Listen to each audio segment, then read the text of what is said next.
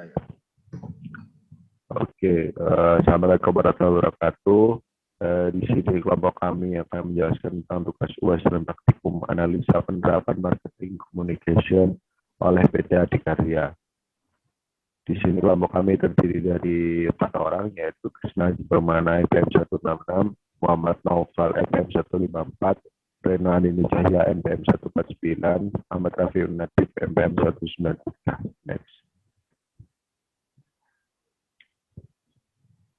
Latar belakang. Marketing communication atau komunikasi pemasaran mempunyai peran yang sangat penting bagi perusahaan untuk melakukan pencitraan image atau suatu merek tertentu. Selain itu, dengan komunikasi pemasaran dapat mengembangkan kesadaran konsumen terhadap produk atau jasa yang dihasilkan perusahaan, sehingga konsumen mengenal produk atau jasa yang ditawarkan. Dengan begitu, dapat berhasil terjadinya penjualan. Istilah marketing communication alias komunikasi pemasaran sudah sering didengar saat ini.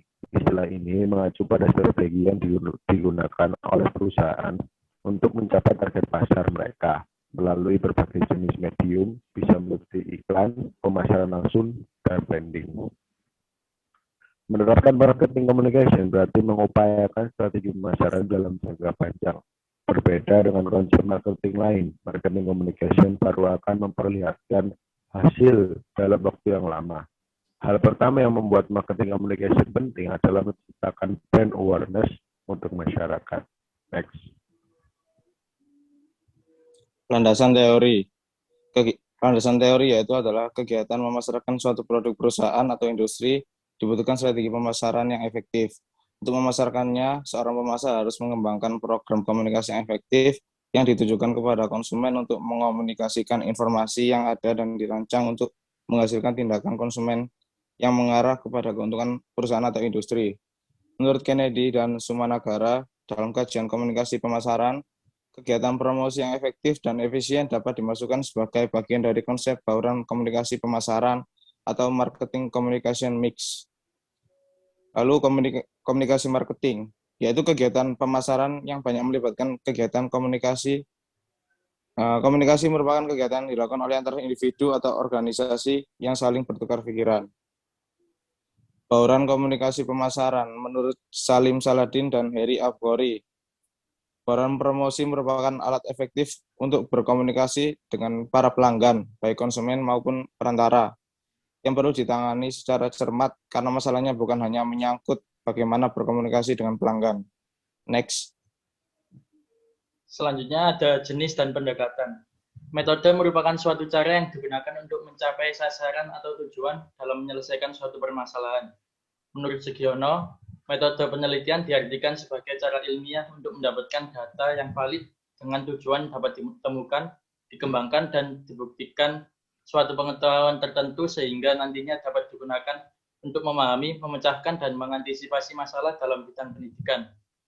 Metode yang digunakan dalam observasi dan analisis strategi pemasaran pada PT Adikarya yaitu dengan menggunakan metode pendekatan deskriptif kualitatif.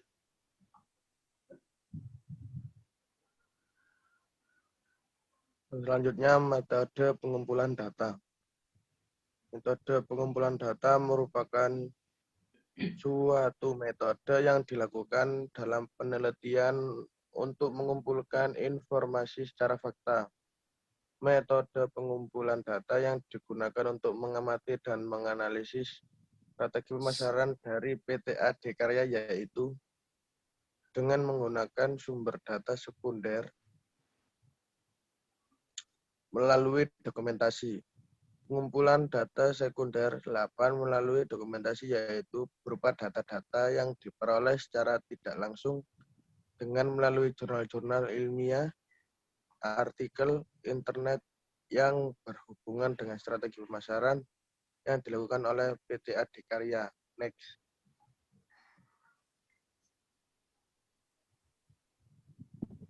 Teknik analisis data.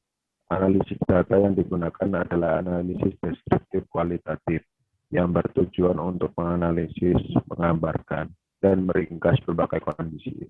Situasi dari berbagai data secara fakta yang telah dikumpulkan dari hasil observasi mengenai strategi pemasaran yang dilakukan oleh PT Adikarya.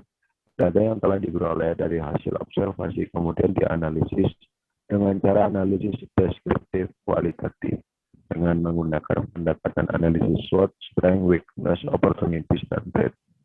Pendekatan analisis SWOT bertujuan untuk mengevaluasi dan untuk mengetahui faktor-faktor internal maupun eksternal yang berkaitan dengan strategi pemasaran PT Adikarya. Next. Kondisi lingkungan. PT Adikarya Persero Tbk atau disebut dengan ADI berawal dari Architect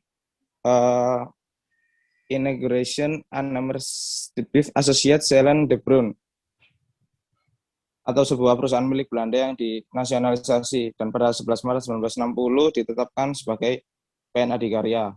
Dalam tonggak sejarah ADI, proses nasionalisasi ini menjadi momentum pemacu pembangunan infrastruktur di Indonesia. Dalam menyikapi semakin ketatnya persaingan industri konstruksi, Perseroan mendenifikasi visinya yaitu menjadi perusahaan konstruksi terkemuka di Asia Tenggara. Perseroan juga meluncurkan tagline Beyond Construction yang maknanya menegaskan motivasi Perseroan untuk merambah ke bidang usaha lain yang masih terkait dalam bisnis inti Perseroan. Menyadari bahwa Perseroan juga merupakan bagian dari masyarakat, ADI mewujudkan tanggung jawab moral Perseroan terhadap masyarakat dan lingkungan sekitar dengan berkomitmen untuk terus mengembangkan program Corporate Social Responsibility atau CSR, serta program kemitraan dan bina lingkungan PKBL Perseroan sehingga Perseroan dapat mewujudkan usaha yang berkelanjutan. Next. Selanjutnya ada analisis strategi pemasaran. Yang pertama, produk. Perusahaan konstruksi plat merah PT Adikarya Tbk meluncurkan 5 produk properti dan real estate. Kelima produk properti dan real estate itu digarap 2 anak perusahaannya, yaitu PT Adi Persada Property dan PT Adi Persada Realty. Yang kedua ada harga. Dalam aspek ini, penentuan harga bertujuan untuk meningkatkan volume penjualan perumahan guna mendapatkan keuntungan yang maksimal dan dapat bersaing dengan perusahaan lain dengan produk jasa yang berkualitas. Selanjutnya ada tempat atau place. Properti yang ditawarkan oleh PT Adikarya kepada konsumen berada pada lingkup yang strategis. Terbukti bahwa pada properti perumahan bersebelahan dengan pusat perbelanjaan atau mall. Selanjutnya ada promosi atau promotion. Sasaran yang ingin dicapai perusahaan untuk memberikan informasi mengenai properti perumahan PT Adikarya Tbk pada konsumen atau masyarakat luas. Perusahaan dalam promosi menggunakan media periklanan dan metode personal selling difokuskan kepada lembaga-lembaga atau instansi pemerintah dan swasta.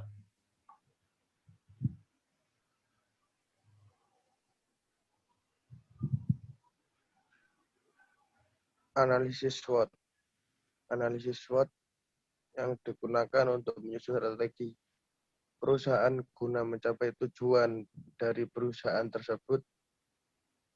Hal tersebut diperlukan sebagai penunjang keberhasilan suatu perusahaan di masa mendatang. Analisis SWOT memiliki 4 aspek sebagai berikut.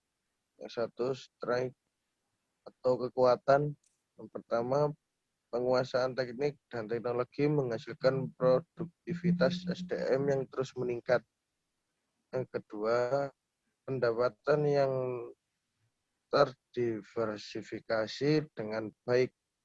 Yang ketiga, memiliki pabrik precast yang mampu menghasilkan U-shape girder dan pertama kali diproduksi di Indonesia. Yang keempat, memiliki modal dan pemegang saham terbesar untuk usaha konstruksi. W. Weakness atau kelemahan. Yang pertama, karena perusahaan ini memiliki perintah, maka sebagai besar modal yang diterima untuk melaksanakan sebuah proyek berasal dari pemerintah. Yang kedua, margin. Tergantung pada harga bahan bangunan yang kadang berfluktuasi. Yang ketiga, ketergantungan pada kondisi ekonomi global. Yang keempat, program penelitian dan pengembangan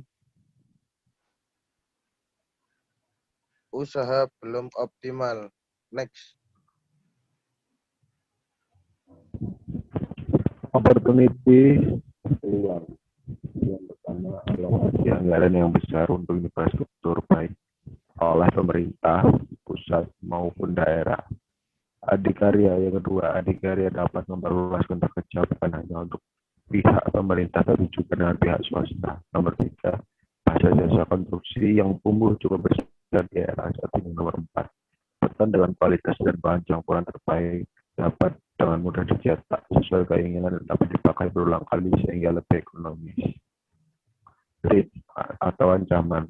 Nomor 1, tingginya persaingan di industri konstruksi. Nomor 2, macetnya piutang dan tagihan dapat menghambat arus kas yang masuk ke dalam laporan keuangan PT Adikarya. Yang ketiga, pemasok semen yang sering membuat langkah semen di pasaran. Yang keempat, petani tidak mampu menahan gaya tarik sehingga mudah retak dan dapat merusak infrastruktur jembatan. Kesimpulan dan saran. Kesimpulannya, kegiatan pemasaran akan berlangsung dengan sedemikian rupa dan dapat mencapai segala sesuatu yang diinginkan. Salah satunya adalah proses pembelian dengan menggunakan komunikasi pemasaran yang baik.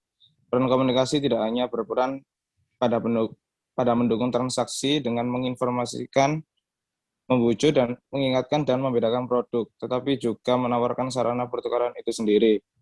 Sarannya itu perusahaan harus memilih kombinasi yang tepat dari elemen dari bauran pemasaran tidak terjadi secara kebetulan.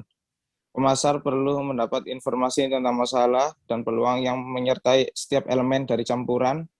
Mereka juga harus menyadari bagaimana elemen-elemen ini dapat dikombinasikan untuk memberikan program pemasaran efektif. Pasar dapat dipelajari dengan memeriksa pengguna dan informasi ini dapat digunakan untuk melaksanakan strategi pemasaran yang komprehensif dan campuran. Kebijakan komunikasi harus menjadi bagian dari strategi pemasaran yang berlaku, dikoordinasikan dengan kegiatan pemasar lainnya. Sekian dari kelompok kami, kurang lebihnya mohon maaf. Wassalamualaikum warahmatullahi wabarakatuh.